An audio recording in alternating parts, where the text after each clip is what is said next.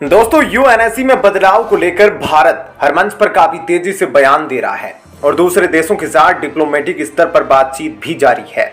ताकि भारत दुनिया भर का समर्थन जुटा सके और संयुक्त राष्ट्र में बड़े बदलाव लाया जाए। लेकिन अब इसी कड़ी में इंटर पार्लियामेंट्री यूनियन की 146वीं मीटिंग के दौरान भारत के लोकसभा स्पीकर ने एक ऐसा बयान दे दिया जो आज पूरी दुनिया में चर्चा का विषय बन चुका है, क्योंकि उन्होंने यह बयान 140 देशों के प्रतिनिधियों के सामने दिया है और वह भी बहरीन में हो रहे इवेंट से। ऐसे में क्या है पूरी खबर, चलिए अब आपको इस बारे में थोड़ा सा विस्तार से बताते हैं। दरअसल दोस्तों, भारत के लोकसभा स्पीकर श्री ओम बिरला ने बहरीन के मनामा शहर में हो रहे एक इंटर पार्लियामेंट्री यूनिट की मीटिंग के दौरान संयुक्त राष्ट्र को लेकर एक बयान दिया और यह बात खुलकर कह दी कि यूएन रिफॉर्म्स फिलहाल नीड ऑफ द हॉवर है और इसे हमेशा के लिए रोककर नहीं रखा जा सकता। यानी आगे जाकर कभी ना कभी संयुक्त राष्ट्र में असली रिफॉर्म किया जाएगा जिसे मौजूदा ताकतवर देश हमेशा तक के लिए रोक कर नहीं रख सकते। सबसे बड़ी बात तो यह है कि उन्होंने यूएनएससी रिफॉर्म्स को भारत के ग्लोबल एजेंडे का हिस्सा भी बता दिया, जिसके तहत भारत संयुक्त राष्ट्र में बदलाव को लेकर पिछले काफी समय से काम कर रहा है। वहीं इन्होंने गंभीरता से इस मसले को उठाने की कोशिश की जिसमें सटीक, स्थिरता और जरूरी मुद्दों को सुलझाने में यूएन की नाकामी शामिल है, जिससे यह बात साफ तौर पर कही जा सकती है कि संयुक्त राष्ट्र कोई ज्यादा एफिशिएंट ऑर्गेनाइजेशन नहीं है और अगर इसमें अभी बदलाव नहीं किए गए तो समय के साथ यूएन का प्रभाव कम ही होता रहेगा, जो इसे ग्लोबल लेवल पर एक कमजोर और निष्क्रिय संगठन के तौर पर स्थापित कर सकता है। इसके साथ अपने बयान में आगे बढ़ते हुए लोकसभा स्पीकर श्री ओम बिरला ने 140 देशों को यह भी बताया कि कैसे आज भारत विश्व के सबसे बड़े लोकतंत्र में एक है, जिसे दुनिया भर में मदर ऑफ डेमोक्रेसी के नाम से भी जाना जाता है,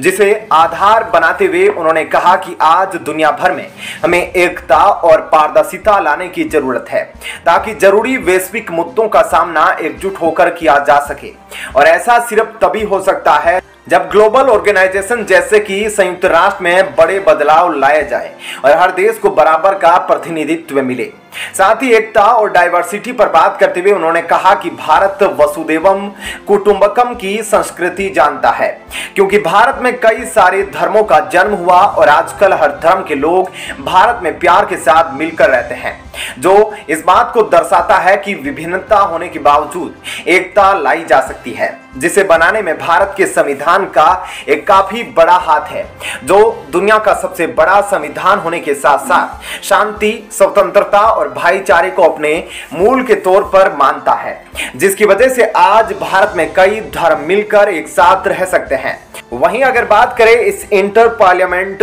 यूनियन की मीटिंग की, तो इस मीटिंग का मेन थीम ही पीसफुल को एग्जिस्टेंस एंड इंक्लूसिव सोसाइटी था, जिसके जरिए सैकड़ों देश अंतर्राष्ट्रीय स्तर पर एकता और शांति लाने जैसे मुद्दों पर बातचीत कर रहे थे। और इसी के दौरान भारत ने संयुक्त राष्ट्र का नाम लिया और ऐसा करके उसने यह बात साफ कर दी कि अगर हमें ग्लोबल लेवल पर शांति चाहिए तो इसमें संयुक्त राष्ट्र की भूमिका को भुलाया नहीं जा सकता, जिसकी वजह से यूएन रिफॉर्म्स आज सभी देशों के लिए काफी महत्वपूर्ण बन चुका है।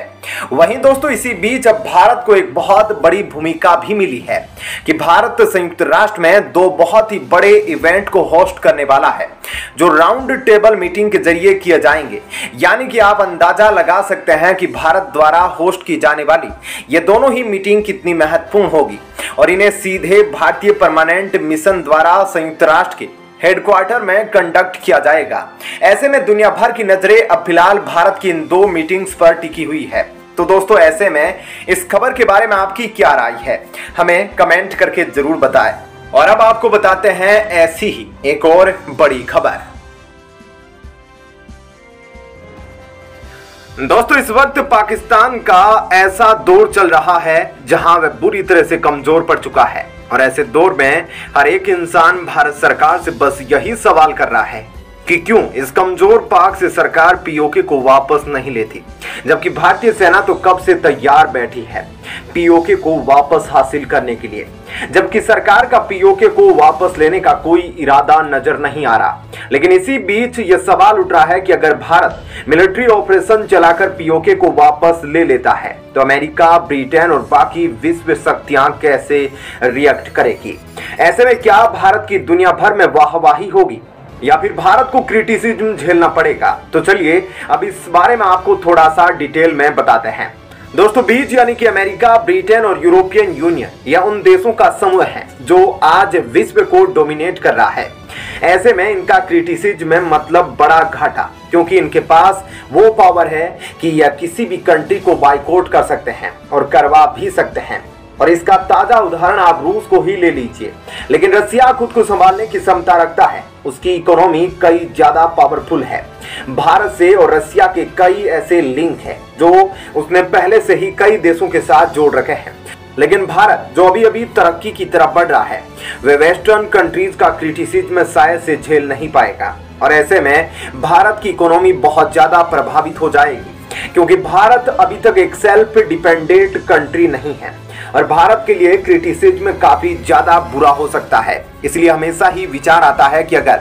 भारत मिलिट्री ऑपरेशन चलाकर पीओके को वापस हासिल कर ले तो कहीं वेस्ट का क्रिटिसिज्म उसे बर्बाद ना कर दे। दोस्तों, पीओके को वापस पाना केवल भारत की आन बान और शान के लिए जरूरी नहीं है, बल्कि भारत के लिए सेंट्रल एशिया पहुंचने तक का रास्ता भी है। और इस रास्ते को वेस्ट ने ही बंद किया हुआ है अपने जियोपॉलिटिकल पर्पस को पूरा करने के लिए, क्योंकि वेस्ट हमेशा से ही पाकिस्तान और पीओके का इस्तेमाल करता आया है। लेकिन अगर पूरा कश्मीर भारत को मिल जाए तो भारत को एक डायरेक्ट रूट मिल जाएगा अफगानिस्तान, बाकी की सेंट्रल एशियन कंट्रीज तक जाने का, जिससे भारत के एक्सपोर्ट में काफी ज्यादा इंक्रीज देखने को मिलेगा और इससे भारत को मुनाफा होगा। और अफगानिस्तान के जरिए यूरोप और सेंट्रल एशिया तक डायरेक्ट लैंड रूट और रेल रूट भी मिल जाएंगे, जिससे भारत के एक्सपोर्ट में अच्छा उछाल देखने को मिल सकता है। और भारत की इकोनॉमिक पोजीशन को भी इससे एक मेजर बूस्ट मिलेगा और इसी के साथ आतंकवाद का खतरा भारत पर बहुत कम हो जाएगा, क्योंकि आतंकवादी पीओके के कई रूट को कश्मीर तक पहुंचने के रास्ते की तरह इस्तेमाल करते हैं। पीओके में पाकिस्तान के कई टेररिस्ट कैंप हैं और अगर भारत पीओके को हासिल कर लेता है तो कश्मीर से आतंकवाद का नामो निशान मिटाने में भारतीय सेना सफल हो जाएगी। मगर पाकिस्तान के साथ चीन भी ऐसा बिल्कुल नहीं चाहता और वेस्टर्न कंट्रीज भी यह नहीं चाहती कि सेंट्रल एशिया के साथ भारत का व्यापार अच्छा और आसान हो सके। और वेस्टर्न कंट्रीज यह चाहती है कि जितने देश इस जगह ना पहुंच पाए उतना अच्छा है। लेकिन अगर भारत को पीओके मिल गया तो भारत अफगानिस्तान के साथ कॉमन लैंड बॉर्डर शेयर करेगा और सेंट्रल एशिया तक पहुंच जाएगा और वहां पहुंचकर सेंट्रल एशियन कंट्रीज के साथ कनेक्टिविटी को इंप्रूव कर पाएगा। इस समय सेंट्रल एशिया की ज्यादातर कंट्रीज रशिया से इन्फ्लुएंस है और आसियान के साथ रूटीन मिलिट्री एक्सरसाइज भी कंडक्ट करती है। तो अगर भारत पीओके को हासिल कर लेता है तो रशिया और भारत के बीच की कनेक्टिविटी भी इंप्रूव होगी और रशिया भी इंडियन ओशियन के वार्म वाटर को एक्सेस कर पाएगा, जिसके लिए रशिया दशकों से